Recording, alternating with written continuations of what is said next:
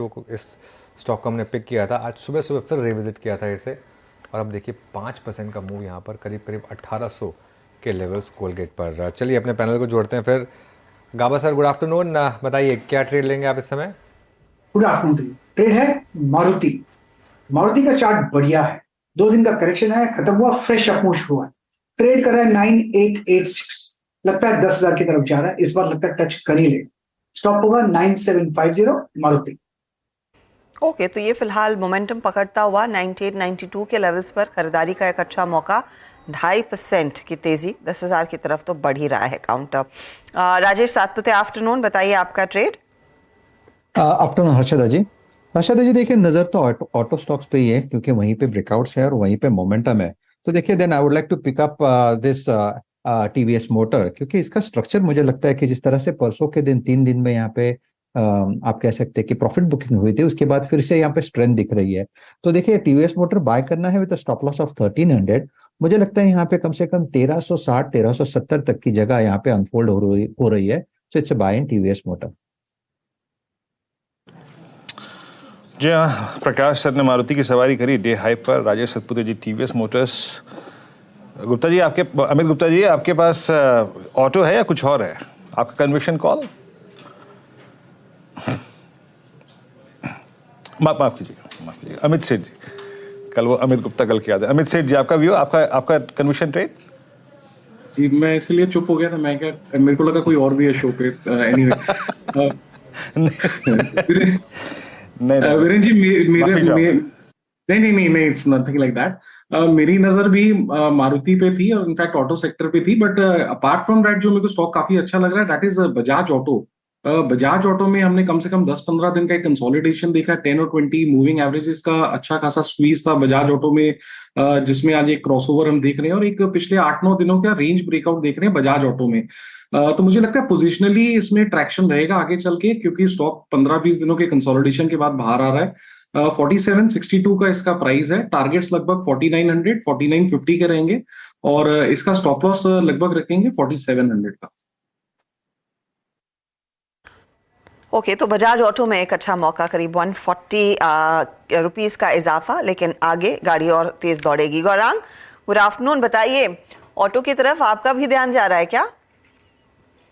बहुत बहुत धन्यवाद हर्षदा आपका, और आप सभी को शुभ दिन हमारे तरफ से। तो चहकता तो रहेगा ये क्षेत्र, जिस प्रकार से इस साल की शुरुआत से दिल्ली ऑटो एक्सपो में लॉन्चेस अलग अलग कंपनियों ने अलग अलग सेगमेंट में दिखाए गए थे, लेकिन मुझे बैंकिंग सेक्टर ज्यादा पसंद आता है।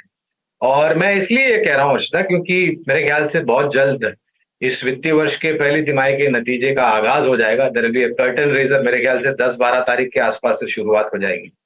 और हमने पिछले साल भी यही किया था वित्तीय वर्ष में कि बैंकिंग सेक्टर, वित्तीय क्षेत्र काफी अच्छा लगता है, banking, public, private as well as NBFC.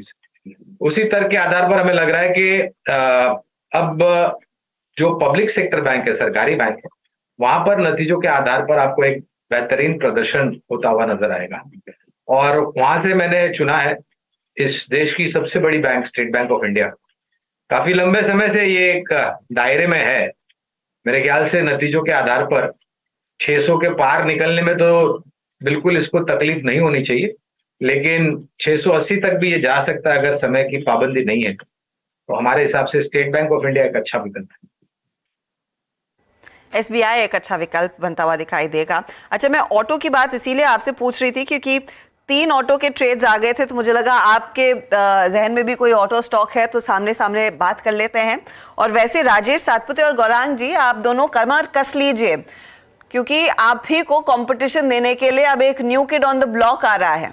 लेकर आते हैं, वो तस्वीर दिखाइएगा। आपने शायद सुबह में देखी हो, लेकिन जिन्होंने नहीं देखी, ये गाबा सर एकदम तैयार है। इन्होंने कल X440 बुक करा ली है और इनको कंपनी देने के लिए बहुत सारे दूसरे लोगों ने भी वो बाइक बुक करा ली है। तो बताइए, आपने भी करा ली? हाँ, देखिए अब वीरू, आपने भी करा ली बाइक बुक कि ट्रायम्फ देख के फिर डिसाइड करेंगे ट्रायम्फ या हार्ली? अभी नहीं, जाएंगे तो हार्ली पे जाएंगे। पर मैं आज करीब इसकी यूट्यूब पे कई सारे, अगर आप देखें, मैंने वीडियोस देखे हर्षदा, जो वॉइस है, जो आवाज़ है ना इस गाड़ी की, यकीन मानिए वो RX 100 वाले दिन याद दिला देती है। वो वॉइस नहीं है लेकिन मतलब वाइब्रेशंस अच्छी हैं, यकीन मानिए। RX 100 वीरू ने बहुत अच्छे बिल्कुल- वाइब्रेशंस हैं। वीरू, आपने एक्चुअली स्कूल और कॉलेज की याद दिला दी, क्योंकि टू व्हीलर मैंने जब पहली सीखी थी तो RX 100 ही सीखी थी। जिसने RX 100 चला ली ना, वो हिंदुस्तान में आज तक कोई और बाइक को लाइक कर ही नहीं पाया। जिस और आज की डेट में भी RX 100 नहीं कर आपको पाया, जिन नहीं कर लोगों ने अभी तक मेंटेन करके रखी है, आज की डेट में भी वो नई गाड़ियों के प्राइस पर बिकती है। RX 100 actually। 25 साल पुरानी बाइक आज तक। वो मतलब वो बाइक जब बैन हुई थी ना, मुझे बहुत दुख हुआ था उसके बाद, मतलब लेकिन क्या शानदार बाइक होती थी वो एक्चुअली। और उसके बाद वो 125 सीसी उनकी आई थी, बट RX 100 का चार्म ही अलग था। लेकिन हम डाइग्रेस कर रहे हैं, वो तो 100 सीसी की बाइक थी, हम 400 एंड बियॉन्ड की बात कर रहे हैं। गौरांग सर और राजेश सातपुते, आप लोग जो बड़े सालों से अपनी बुलेट के साथ लगे हुए हैं, बताइए अपग्रेड करेंगे, ट्रायम्फ हाली की तरफ जाएंगे या नहीं, है जो नई गाड़ियां लॉन्च हुई हैं? एक तो हर्षद, हाँ गौरांग आप बता। नहीं बोलिए राजेश भाई, आप बोलिए। नहीं गौरांग जी बोला, हम दोनों का जो प्यार है बुलेट के प्रति, उसको थोड़ा छोड़ना डिफिकल्ट है। तो लेकिन फिर भी हर्षदा जस्ट मेरे ख्याल से पिछले एक शो में मैंने मेरे बाइक के साथ एक फोटोग्राफ शेयर किया था। Yes। और मई के महीने में मेरी जावा मोटरसाइकिल जो है उसने 50 साल कंप्लीट कर लिया। मेरी बाइक बनी थी 1973 in the month of May. Jawa 50 साल हो चुके हैं। अब जैसे वीरू भाई बता रहे थे, तो मेरा भी मन थोड़ा बहुत बीच में है कि हार्ले पर जाए या फिर ट्रायम्फ पर जाए। लेकिन हाँ, अगर मैं इंजन की क्षमता देखता हूं तो definitely 400 CC would be a better option.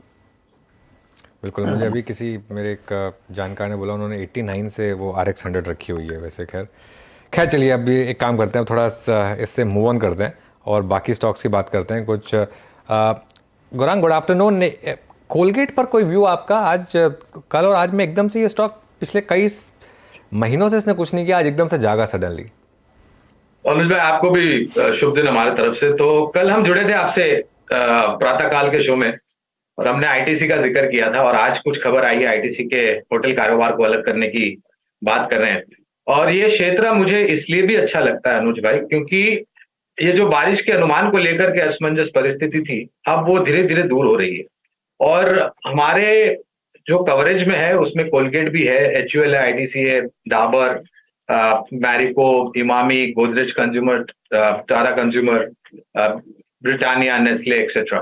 और मुझे लग रहा है कि ये जो वॉल्यूम्स को लेकर के जो बढ़ावा मिलेगा, वो खास करके जो मांग ग्रामीण और मध्यम ग्रामीण भागों से आएगी, उसका एक बहुत ही अच्छा मेरे ख्याल से रुझान आपको नतीजों में आते हुए, इसके लिए समय लगेगा क्योंकि बारिश की मौसम आ रही है, दूसरे तीसरे तिमाही में आपको इसका नतीजा आता हुआ दिखेगा। लेकिन भारत इतनी बड़ी आबादी और खपत से चलने वाला देश है अनुज, और ये था, आज है और आने वाले भविष्य में भी रहेगा। और इसके सामने आप देखिए 35% जो आबादी है वो युवा है, जिसकी उम्र 30 साल या उससे नीचे की है। तो इतना बड़ा पॉजिटिव ट्रिगर है एफएमसीजी सेक्टर के लिए। मुझे ख्याल से आपको एफएमसीजी सेक्टर, कोलगेट जैसे शेयर या फिर HUL जैसे शेयर, आईटीसी जैसे शेयर, बिल्कुल आपको नजर रखनी चाहिए। और जब भी बाजार में मौका मिले, आपको इस क्षेत्र को और इस क्षेत्र से जुड़े स्टॉक को पोर्टफोलियो का एक हिस्सा बनाना चाहिए। और यहीं पर सबसे ज्यादा एक्शन बनता दिखाई दे रहा है। आप देखिए, आए दिन निफ्टी का एफएमसीजी इंडेक्स हाईस पर ट्रेड करता हुआ, कोलगेट, आईटीसी, हमने इसका जिक्र किया। गोदरेज सीपी के दरअसल Q1 का अपडेट आया था और उसके बाद हमने देखा पूरी तेजी बनी है। राजेश सातपुते, गोदरेज सीपी मेरे ख्याल में आपने ही पिछले हफ्ते भी मेंशन किया था, कल भी हम इसको डिस्कस कर रहे थे, इस पर व्यू दीजिए। और मैरिको, डाबर में जिस तरह का फॉलो थ्रू है, उनमें भी कोई अच्छा ट्रेड साबित हो रहा है तो बताइएगा। हर्षदा जी देखिए, अगर गोदरेज सीपी का डेटा भी देखें तो यहाँ पे आज लॉन्ग एडिशन हुआ है करीबन करीबन 8%। एट द सेम टाइम अगर आप it's on a verge of breakout, मुझे लगता है ये 1100 का लेवल जैसे अनफोल्ड करेगा, तोड़ेगा, ब्रेकआउट देगा, उसके बाद इसका जो नेक्स्ट टारगेट बनेगा, जो रिसेंट हाई था, अर्लियर हाई था, उसी को ये रिटेस्ट करे जा रहा है करीबन करीबन 1150। तो अगर पोजीशन है या बनानी है तो आपको एक स्टॉप लॉस मेंटेन करना पड़ेगा करीबन 1075 का। सो 1075 का स्टॉप लॉस इनिशियल रखे, 1100 जैसे ही लांगेगा उसके बाद आप स्टॉप लॉस को ट्रेल करें, 1150 टारगेट रहेगा। काउंटर में स्ट्रेंथ है। और दूसरा जो सवाल था आपका डाबर या कोई, तुम एक काउंटर जो है, जो रडार पे है पिछले कई दिनों से और जिसका जिक्र भी मैंने किया था, वो था हिंदुस्तान यूनिलीवर। यहाँ पे एक डायमेट्रिक फॉर्मेशन का ब्रेकआउट है और इसका टारगेट बनता है करीबन 2800-2900 का। तो HUL मेरे रडार पे है, अभी भी बाय लिस्ट में है। स्टॉप लॉस जो मेंटेन करना है वो रहेगा 2720 का।